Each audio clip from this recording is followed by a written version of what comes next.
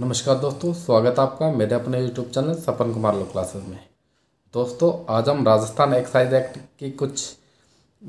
Important case laws के बारे में डिस्कशन करेंगे जो कि अभियोजन की दृष्टि से इम्पोर्टेंट है। तो दोस्तों, आज हम लोग जो पहला केस डिस्कस करने वाले हैं उसका नाम है दोस्तों Roopchand versus state of Rajasthan. दोस्तों, अक्सर डिफेंस काउंसिल के द्वारा फाइनल हियरिंग के अंदर ये डिफेंस लिया जाता है कि जो पुलिस ऑफिसर है जिसने रेड कंडक्ट की है उसने रेड कंडक्ट करने से पहले धारा 47 का वारंट प्राप्त नहीं किया था,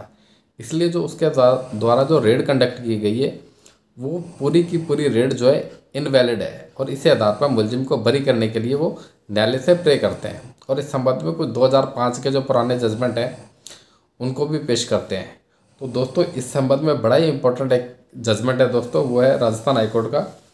वो है Roopchand versus state of Rajasthan 2016। दोस्तों, इस केस के अंदर जो राजस्थान हाईकोर्ट है उसने ये निर्णय दिया है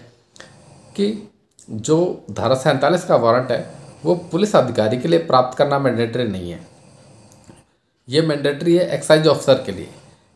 एक्साइज ऑफिसर के लिए या ऐसे किसी व्यक्ति के लिए जिसके ऊपर गवर्नमेंट ने एक्साइज ऑफिसर की पावर इन्वेस्ट कर दी है।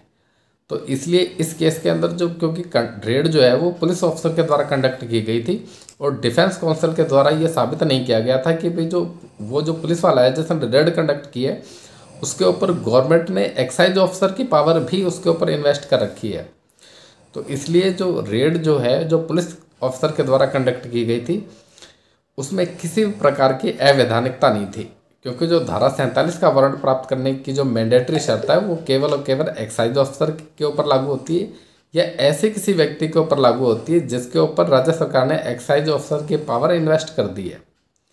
तो पुलिस ऑफिसर के लिए रेड कंडक्ट करने से पहले धारा 47 का वारंट प्राप्त करने की आवश्यकता नहीं है। ये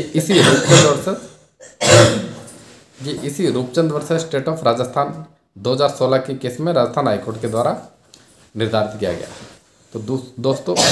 जो दूसरा इम्पोर्टेंट केस लॉज है वो है कि फाइनल हियरिंग के अंदर जो डिफेंस काउंसिल है वो ये प्ली लेता है कि जो पुलिस ऑफिसर है जब उसने रेड कंडक्ट की थी तो उसने एक जैसे ब्रांड की बहुत सारी शराब की बोतलें बरामद की थी और वो सारी बोतलें सील्ड थी और एक ही ब्रांड की थी और उसमें से उसने एक बोतल को एज ए सैंपल टेक किया और एफएसएल के लिए भेज दिया। तो जो एफएसएल रिपोर्ट आई थी वो केवल उस एक बोतल के संबंध में आई थी। तो डिफेंस काउंसिल ये प्ले लेता है कि जो बाकी की जो शेष बोतलें हैं उनके अंदर शराब भरी हुई थी, ये साबित नहीं हो पाया है। तो इस संबंध में दोस्तों कुछ इंपॉर्टेंट केस लॉज हैं, वो है दोस्तों सुप्रीम कोर्ट का इसके संबंध में बड़ा ही एक इम्पोर्टेंट केस लॉज है, वो है दोस्तों Vijendrajit Ayodhya Prasad Goyal versus state of Bombay 1953 supreme court. और दूसरा इंपॉर्टेंट जजमेंट है दोस्तों वो है ये केरला हाईकोर्ट के दो जजमेंट है दोस्तों, वो Chandran versus state of Kerala 2008 और केलीकुट्टी वर्सेस स्टेट ऑफ केरला 2009। और इन केसों के अंदर भी केरला हाईकोर्ट के द्वारा ये कहा गया कि जहाँ पर शराब की बोतलें एक ही ब्रांड की होती हैं और सील्ड होती हैं और जो पुलिस ऑफिसर है वो उन बोतलों में से रैंडमली सैंपल टेकन करता है और उस रैंडमली टेकन किए गए सैंपल को एक बोतल को एफएसएल भेज देता है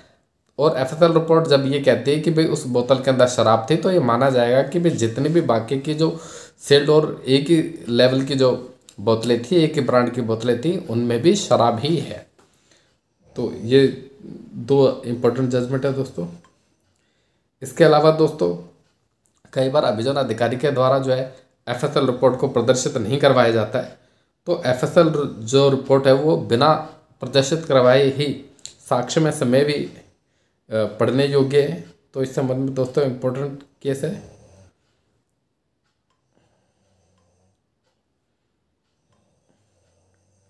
वो है 1999 का जजमेंट है दोस्तों, criminal law journal page number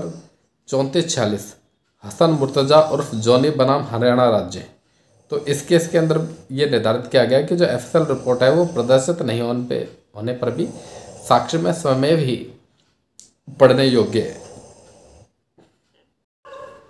दोस्तों, अक्सर फाइनल हियरिंग के अंदर जो डिफेंस काउंसिल है वो डिफेंस लेता है कि जो जब्ती अधिकारी है और जो इन्वेस्टिगेशन ऑफिसर है ये दोनों एक ही व्यक्ति हैं। यानी कि जिस अधिकारी ने शराब जब्त की है उसी अधिकारी ने इन्वेस्टिगेशन की है, इसलिए इन्वेस्टिगेशन दूषित हो गई है, इसलिए मुलजिम को बरी किया जाना चाहिए।